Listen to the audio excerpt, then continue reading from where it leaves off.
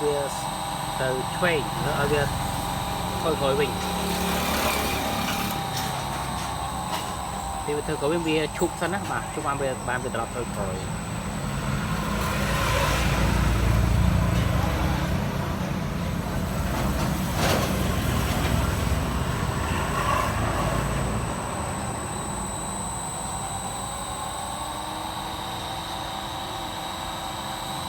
cái là vườn đó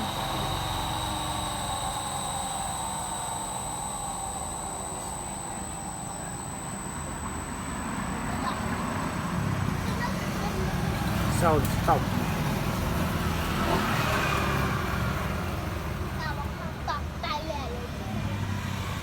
tích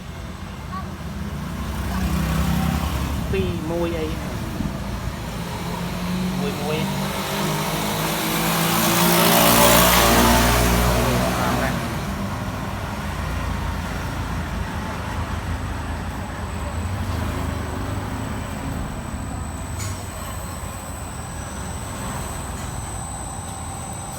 xa muôi